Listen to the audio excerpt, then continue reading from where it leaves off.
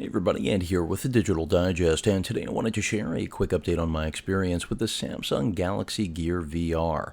Of course, this is designed exclusively for the Note 4, so if you don't own the Note 4, you cannot use this accessory. $200 gets you essentially Samsung's partnership with Oculus to deliver virtual reality, unlike anything we've had in-home before other than the Oculus Rift itself. And I already did an unboxing of this product, and I had a lot of enthusiasm for it because, quite frankly, there's no other option on the market other than the Rift, as I mentioned before, and the Rift is far less appealing to the average consumer than the Gear VR delivered with this great carry case. Now, at $200, essentially all you're purchasing, which I'm going to show you yet again, is the Oculus Rift attachment where you're going to place the Note 4, and the Note 4 is going to live on your head for that brief period of time that you're actually going to use this. In terms of the overall construction and build quality I mentioned in the unboxing, we are looking at an all-plastic unit. Of course, the sensors, the entire Oculus experience is in here. That's what the partnership is all about. The actual interface on the right-hand side of the device, you can see you have full control of the menu system, selecting, going back, and since this is all based around an Android, at least optimized, developed experience, since it is running off of your Note 4, again, only the Note 4, it really is, I think, very polished for a first-gen product, unlike some others that I could think of, including Oculus's very own first developer's kit, which was groundbreaking, but this is where I think the real development begins, because this could ultimately rein in a push for this sort of technology. And we already saw that LG announced their own version, but it's nowhere near the quality of this product in any shape or form. Now, I'm not going to be showing you footage of what you would see through this, because that quite simply does not do this device justice in any form or fashion. There's a little bit of pixelation when viewing with the headset.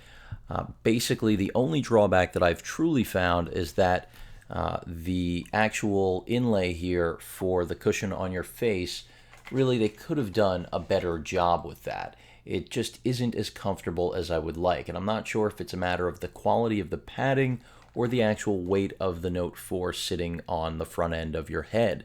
But whatever it may be, that seems to be the biggest drawback with this. But with that aside, some users will not complain of it. I've seen plenty of reviews that don't mention actual problems with the actual styrofoam padding here, but for me personally, that has been a major problem. It essentially equates to the feeling if you've ever gone snorkeling, scuba diving, and you get the suction on the mask face experience, and it goes wrong, or you're actually diving for a prolonged period of time, and then you take the mask off and you've got red marks. Well, that's what this is doing to me.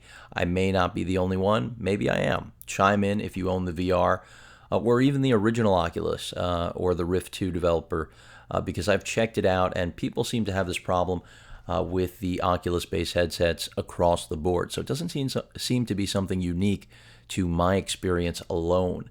With that said, it's not going to affect everyone. Like many things in this world, one size fits all doesn't always fit all. The other thing is when it comes to vision, and this is obvious for those of you that are already in the market for a virtual reality type experience at home in any form, essentially you're going to be adjusting for your eyesight here with this single control. And really, this is yet again a one-size-fits-all solution to trying to correct two eyes that for most people on planet Earth are going to have different quality of vision. And as a result, some area of your frame of view, no matter how sharp you're able to get your vision through the VR headset here, the Gear VR, there will be a fuzzy spot. For me, it's the right corner. For some, it's the left. It's a matter of whether you're far or nearsighted, which eye is weaker, and really which eye gets a better benefit of the adjustment. We're not doing any technical measurements here with your eye like you would if you were getting glasses, and that's part of the growing pain of this technology. But otherwise, still for the $200, this delivers something that really could only once have been dreamed about. Now, when it comes to practicality, that's really in the eye of the beholder. How badly do you want VR and how much are you going to enjoy even the 5-10 minutes that may be actually doable with the face pad here. But will that be worth it to you? Because it is amazing in those moments, despite the pixelation some will describe as a screen door effect that you'll see. But nonetheless, here you are getting, here or there, a Super AMOLED display with a higher res than anything that Oculus has offered. And of course, the computing power of the Note 4, which also goes beyond what the base Oculus is. Of course, the Oculus defaults or defers primarily to your PC, and that's how it's going to work. So that's where it has a lot more potential in terms of use that this device doesn't have. But in terms of mobile media consumption, just the VR experience at home at an affordable cost, especially if you bought your phone on a contract, subsidized, and didn't pay, retail $750 for it, this thing is an amazing piece of kit. And some will wonder why you even need to have the actual plastic frame here on the front.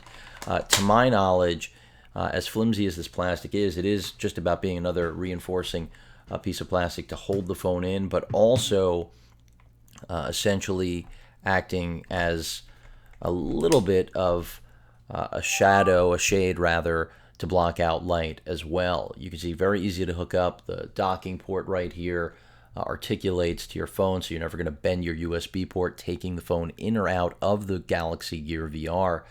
The clip right here is what allows you to dismount. Make sure that it clicks into place. If it doesn't, this thing is going to float around. It happened in my unboxing, for those of you that noticed. Wasn't a big deal. User error. These things happen. In terms of will it perform just as well like this? Yeah, for the most part, but I do recommend actually keeping the shade or extra layer of protection here on the front end. Also, this way it doesn't look like you have a phone on your face, which is what you literally do have. Another cool feature you get here beyond the apps, which I haven't talked a lot about, but there's more potential here, in my opinion, than in the regular Oculus world, which is optimized for gaming. And that's because if you can palette, and take the actual, as I said, scuba diver effect, the scuba mask effect that it creates, you will be able to watch movies in a way that you never have before. You'll be able to play some games in a VR world that will be interesting, and that market can continue to thrive. But your calls are integrated, your text messages, so you're not going to necessarily be interrupted. You'll be able to decide whether or not you want to accept that call, respond to that text, whatever it may be, with the headset on. The 16 gig micro SD card that was included with this, of course, is in the phone. There is no SD card slot on the body. I didn't mention that in the unboxing. And you don't want to wipe that card because it does have all the native content for the Gear VR. I'm not sure that they've made that public yet, but by now there should be an image somewhere up there, and I'm sure that there is. At any rate, the point is that this does deliver real virtual reality at home at an affordable price.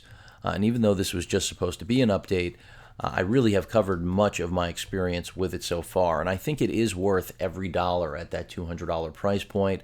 The build quality can be better, and guess what? That's what the second gen will probably have to offer. And because we'll have a better phone and maybe wider range of support for phones possibly, or at least the necessity to have a standard screen size is what I'm thinking for Samsung in the future, so that this way other handset owners can buy into this sort of experience, then I think they've got a winner on their hands.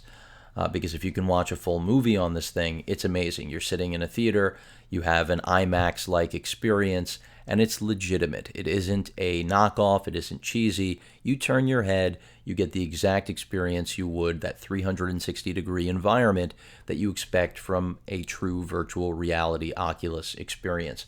And it's less than the real Oculus, which, yes, at $350, it's not that much more, but in terms of portability, practicality, if you already own a Note 4 or plan to buy a Note 4, this is without hesitation the coolest, and even though it is predominantly a toy, admittedly, easily the best accessory that I've ever seen made for any smartphone, any portable computing device ever manufactured. So while this is going to get a lot of slack for being useless, unnecessary, let's face the facts. If this was Apple and not Samsung, this would probably be one of the best-selling products ever made. And that's a note for Apple out there, because they kind of just realized that with their smartphones. So if they try to lead a little bit like they used to, and I give Samsung a tremendous amount of credit for going after Oculus to create this, because that is what it takes to really get ahead in the business these days. Not just continuing to refresh garbage, but trying to make something innovative, and that's something everyone can get, which is what they did here. Again, since America thrives on subsidized plans, unlike the balance of the rest of the world, and I know a lot of you that are watching aren't in the US, and well, that's just the way things work when it comes to the consumption and the mass consumption of where these products go, as you hopefully already know, and that's why pricing is often softer here. So the Gear VR, easily the best accessory ever made, in my opinion. It's far from perfect. It's going to improve every generation, I'm sure. But from what I've seen right now, all of the games, the movies, just the trailers, jumping into, basically the movies they have to offer and being inside them, even though you can't interact. Imagine when you will be able to actually interact, when things do develop to that point. It's an amazing piece of kit starting at $200, and it's going to go on sale. A year from now, from the publishing date of this video, this will be $100 or clearance to even $50. Who knows if it's a flop, but I really do not believe that the Gear VR is going to be a flop. It's sold out pretty much still to this point, and for good reason. Again, the least expensive, most effective, and maybe best built, even though uncomfortable for me and not complementary to my vision, best VR experience ever delivered. And I'm saying that even beyond the real Oculus itself, because it's far more practical, especially, well, of course, if you actually own the Note 4. But nothing really negative to say outside of what I already have. This thing is innovative. Hopefully other companies, as I mentioned before, like Apple, will learn from this. This is the way to get back in the business. Of course, Apple's the biggest company in the world right now, but that's in part of actually finally giving in and copying the competition. And this would be a great place for Apple to try to steal the show. Let's hope someone else does, because right now, what I saw from LG is basically the Google Cardboard solution with some, lipstick on the pig. Not really interesting compared to what Samsung already has to market for millions of Note 4 owners. Hope you all enjoyed the video. Any questions or comments, please feel free to post them. And of course, as usual, please feel free to subscribe. Later.